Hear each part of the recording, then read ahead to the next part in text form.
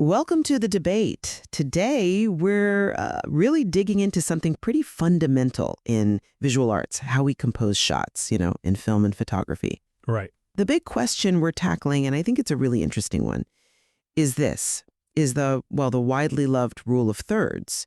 Is it basically an essential tool for making things look good, aesthetically pleasing, and balanced?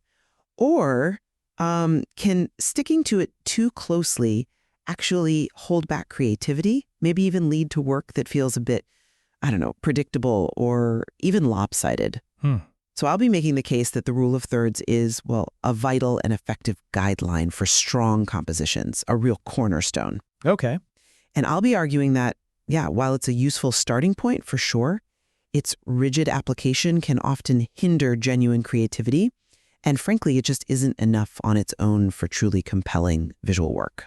Okay, so the rule of thirds, it's hands down one of the most fundamental and universally applied compositional guidelines.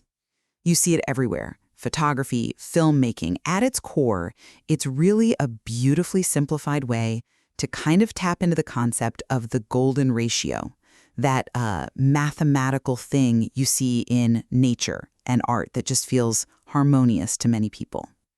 The basic idea, it's simple. Imagine your frame, camera viewfinder, TV screen, whatever, divided up into 9 equal bits by 2 horizontal and 2 vertical lines, equally spaced. The grid. Exactly, the grid. And the magic happens when you place your key elements on these lines, or even better, right on those 4 intersection points. We often call them power points. Our eyes are just sort of naturally drawn to these areas.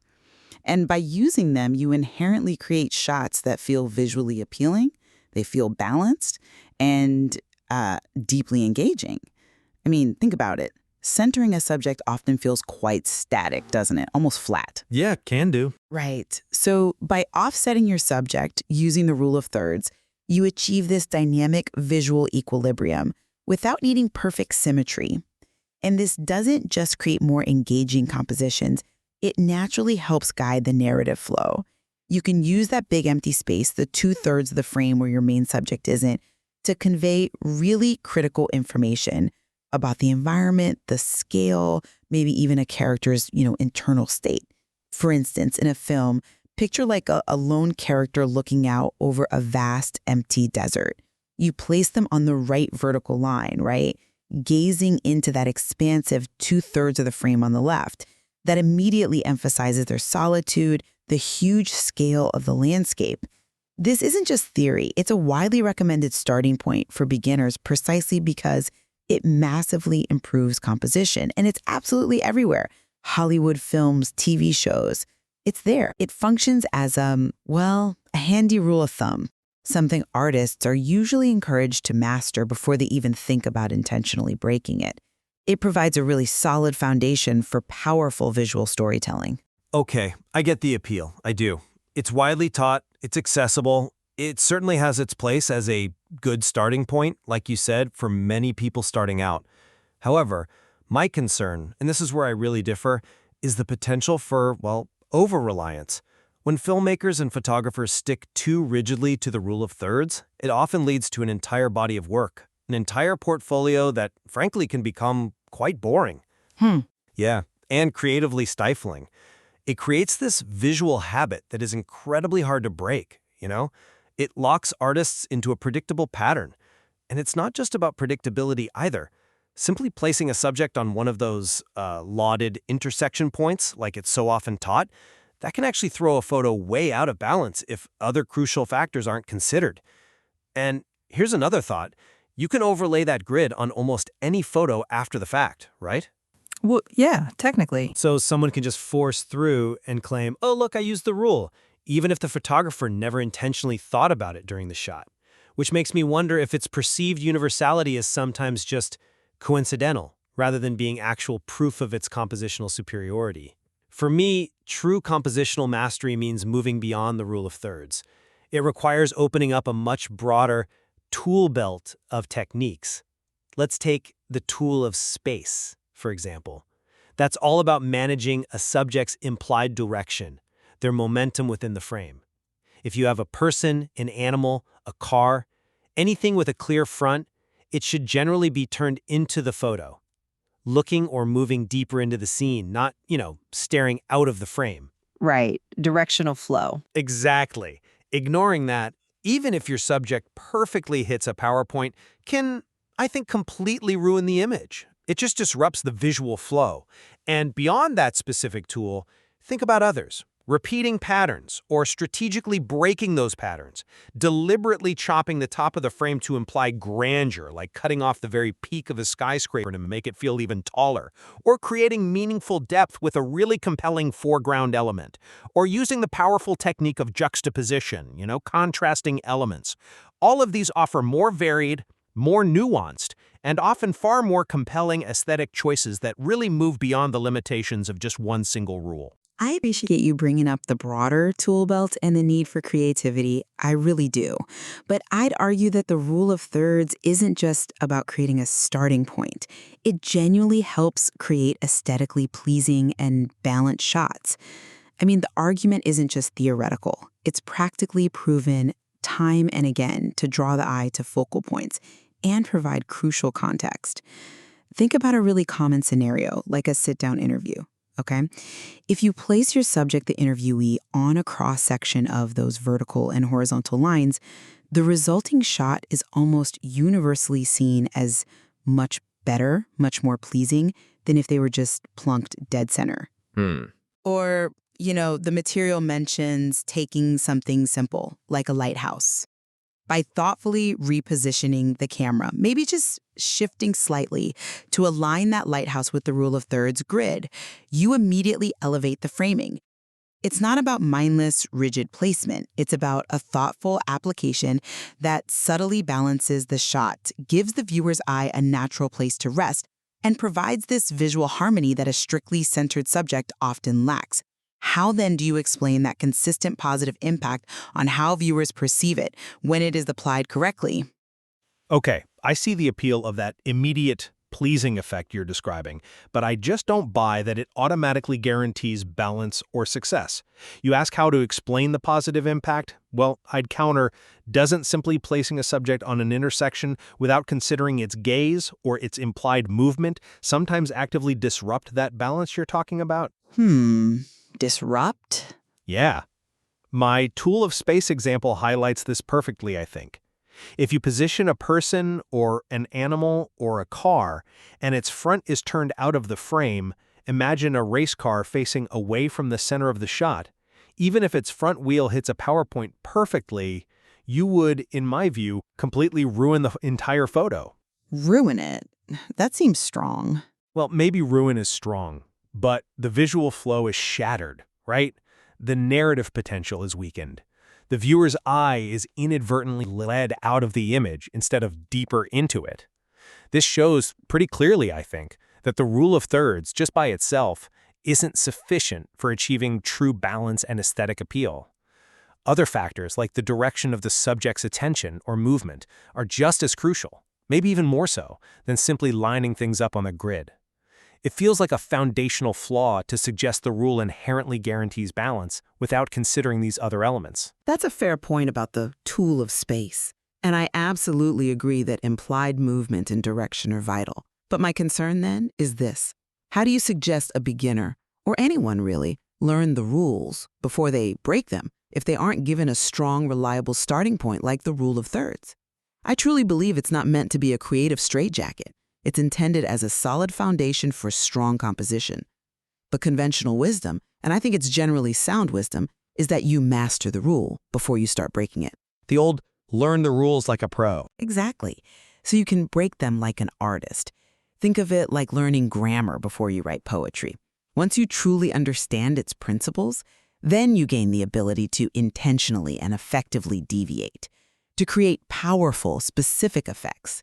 A perfectly symmetrical shot, for instance, might deliberately convey formality or maybe unease, precisely because it breaks the rule of thirds, or using huge amounts of negative space, again, an intentional deviation, can powerfully emphasize isolation or grandeur. But these deliberate choices are informed by understanding the rule's principles first. This structured approach lets filmmakers and photographers get to grips with it, experiment within a proven framework and then mature into more complex compositions. Plus, it gives a common language when collaborating on set. I get the grammar analogy, I do. But I'd challenge that by thinking about the psychological impact. While it serves as a starting point, yes, over-reliance can lead to that boring portfolio I mentioned earlier, but it also creates a really deeply ingrained habit that becomes very hard to get rid of. It's like learning to only write very simple sentences when this entire rich tapestry of language is available to you.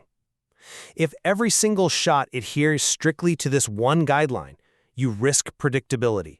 You stifle the growth into a truly unique visual voice. Relying solely on the rule of thirds, I think, often limits the exploration of other powerful compositional tools that can offer far more dynamic and impactful visual narratives.